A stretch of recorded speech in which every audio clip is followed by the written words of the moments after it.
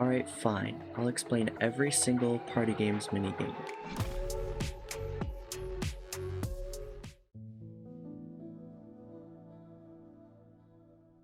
First up is Animal Slaughter. The goal of Animal Slaughter is to get as many points from killing as many animals as possible in the allotted time. Chickens take 1 hit to kill and are worth 1 point, pigs take 2 hits to kill and are worth 3 points, and cows take 3 hits to kill and are worth 5 points. Sometimes one of these mobs will spawn with a negative 50% above their head in red instead of the regular green, and no matter which mob it is, it will be a 1-hit kill, so be careful of those. Ties are broken by fewest mob kills, so the cow is your best friend.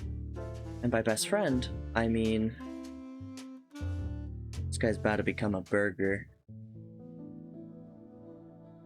Anvil Spleef is a pretty simple one. Anvils just fall from the sky and break the blocks that they land on. The strategy for this one is simple. Just look straight up, wait for an anvil to fall on your head, and as soon as it does, move over. But wait, how will you know which blocks are safe to move to if you're looking straight up at the sky at the anvils? Well, the answer is simple. Just hit F5 twice, look at the blocks around you, see which ones are still there and are safe to move to, then go back and looking at the sky waiting for an anvil to fall on your head.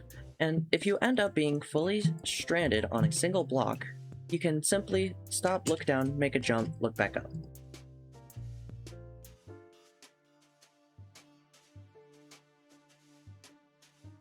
You also could hypothetically just parkour the entire time, but that's like kind of cringe and probably won't end well because you're probably gonna go for a jump and then an anvil like that.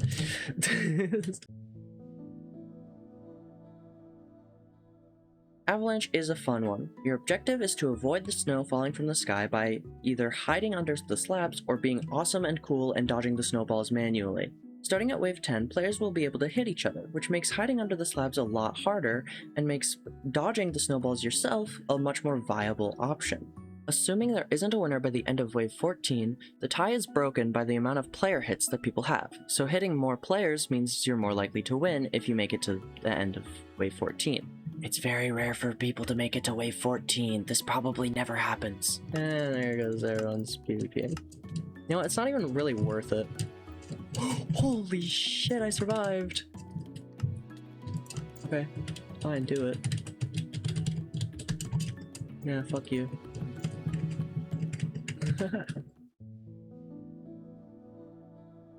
The goal of Bombardment is simple. Don't get hit by a cannonball. It's not really a strategy for this game, but I have found that crouching over the edge of the platform in one of the corners increases my chances a lot.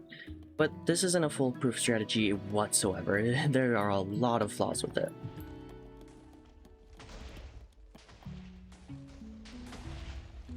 Some of these should definitely kill me. Like, that one understandable, but...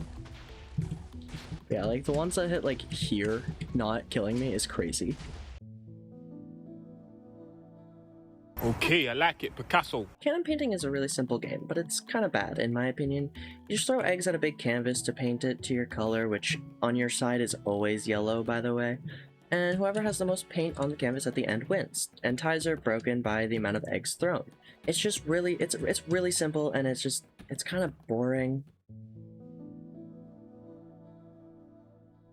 Chicken rings is tricky. You have to control a chicken and fly through several rings. Each ring you pass through increases your speed, and if you miss a ring, it resets your speed completely. You can technically beat this game by just flying in a straight line straight to the finish, but since other people are going to be going through the rings and increasing their speed, you're probably not going to win.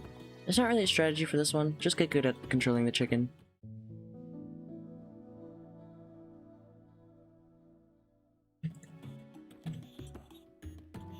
What? Nah, that's crazy actually. Hold on. Dive is easy. You just continuously jump down into the pool of water. Every time you land in water, the block you landed on will get replaced with wool of your color and you will receive 1 point. If you don't land in water, you don't get any points. Whoever jumps into the water the most wins, and ties are not broken on this one. Can I make a penis? No! Oh, I'm so bad. I hit the very corner of my own thing. Penis. Fire Leapers is literally just jump rope, and if multiple people make it to wave 50, then the game ends in a tie.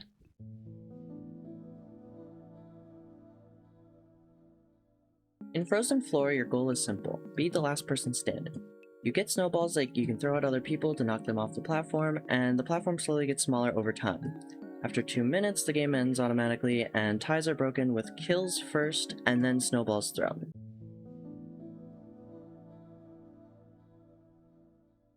High ground is just king of the hill. You gain points by standing on top of the hill, and ties are broken with player hits.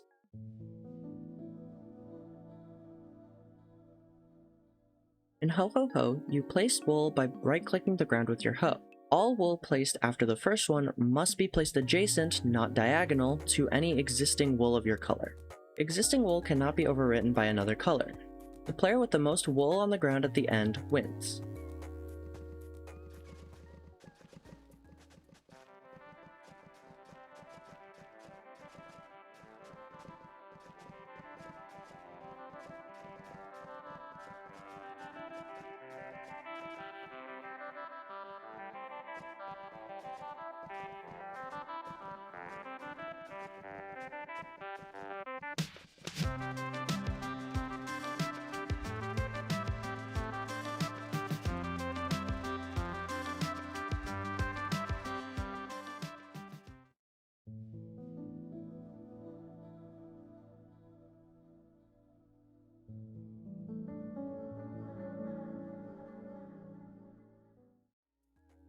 Oh, is that a temple?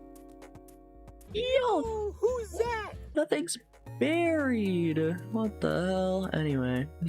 Jigsaw Rush is simple. You simply copy the pattern on the big canvas onto your own canvas in the fastest time possible.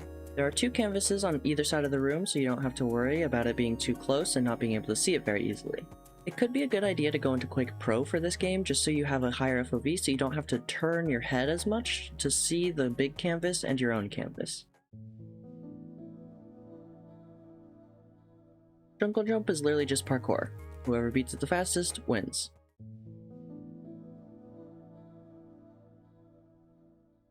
Lab Escape is probably one of my least favorites. All you do is mine down wood, stone, and dirt until you reach the bottom. It just rewards the player who has the best reaction time, which is definitely not me.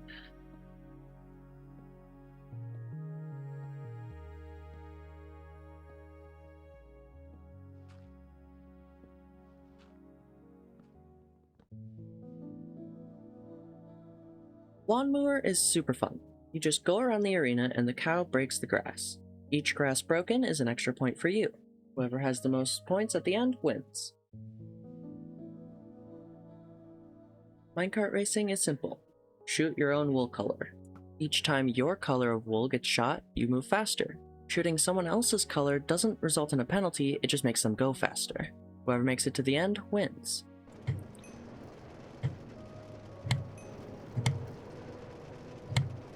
Fuck.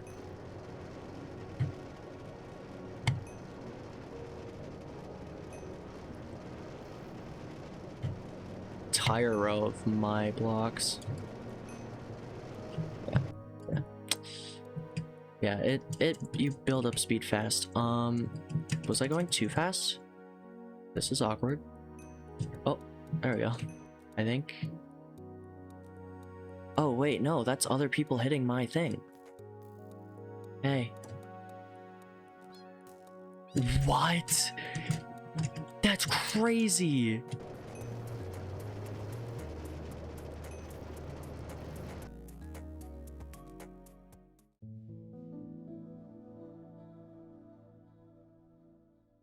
I explained pig fishing in my last video. Go watch it, the timestamp is on screen.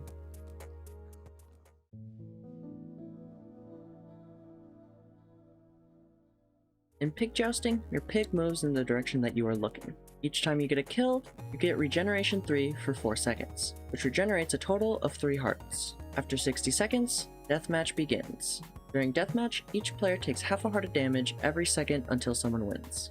You can wedge your pig into a corner and hide, but most players won't allow that and will just target you. Why?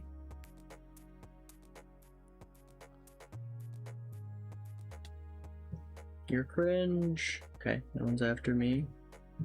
Hide. Why? Crouching does not hide your name while on a pig, just so you know. So I am just relying on people not targeting me, either being blind or just ignoring the fact that I'm hiding in a corner. Yeah, you just take 1 damage every so often. And I think I beat Doormat 14 by just sitting in the corner. Yeah, I didn't get hit a single time.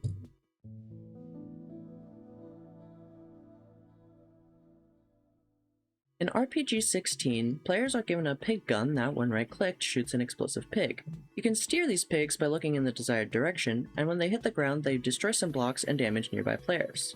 Players die after getting hit 3 times, but they're not eliminated. You respawn with full health, and you can try to get more kills. The player with the most kills at the end wins. You can also double jump in this game to get around faster. Shooting range is simple. You just shoot at the zombies and skeletons, and the first person to 60 points wins. Zombies are worth 1 point armorless and 10 points armored. Skeletons are worth 2 points armorless and 20 points armored. There's also TNT zombies, which don't give any points, but they give you 2 explosive arrows, which allow you to kill multiple mobs at once.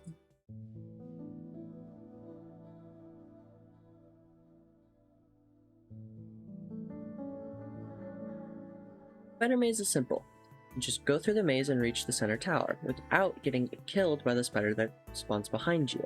You can use F5 to look over the maze walls, but it's not super effective as the walls are a little bit too high to see super well over, but it can be useful to spot dead ends before you go down them. Whoever makes it to the center tower first wins.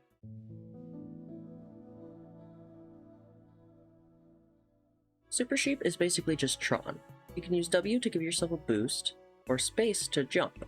It is possible to jump over other people's trails, but I would not suggest doing this as it is very difficult to time and you will likely just kill yourself. Also, the hitboxes can get a little bit weird in this game, so be careful when going towards the walls. Last player standing wins. The floor is lava is literally just jungle jump, except it's a different map. Just parkour. It's really lame.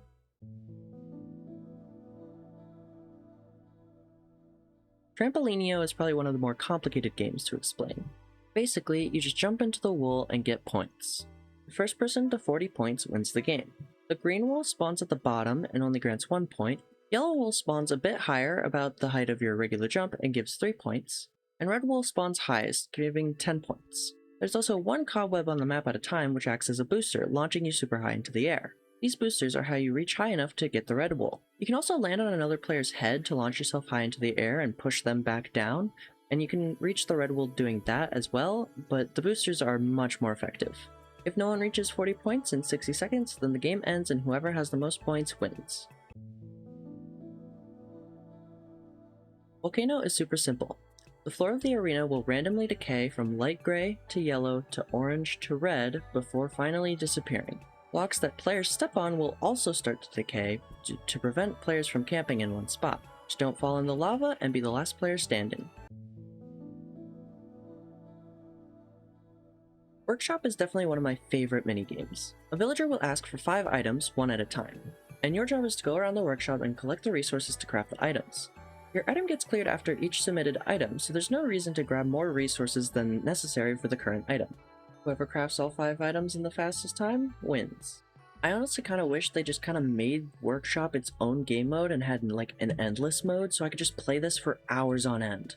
And that's all the party games minigames. Thanks for watching, and hopefully you know what you're doing now. Especially you, B&B, your pig fishing performance was horrendous. Oh, and RGB Fall, how many biomes was I in? I'm curious. Okay, I don't know how to end videos, just cut to black. Hold it right there. I want to talk about one more game. Disasters. Disasters is located in arcade games, along with party games. Unlike party games, however, the lobby size is 16 players, so it's a better game to play with viewers, as more can join at a time. There are 11 different maps and a total of 27 disasters, 14 primary and 13 secondary.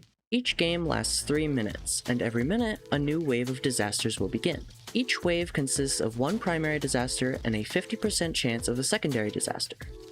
Most disasters persist until the end of the game, but some only last until the end of the wave or a certain condition is met. This is all of the disasters. These are the ones that persist the entire game.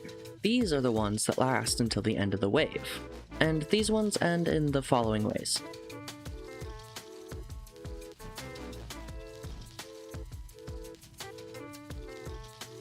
Here's a quick summary of each of the disasters. You can pause the video to read it if you want.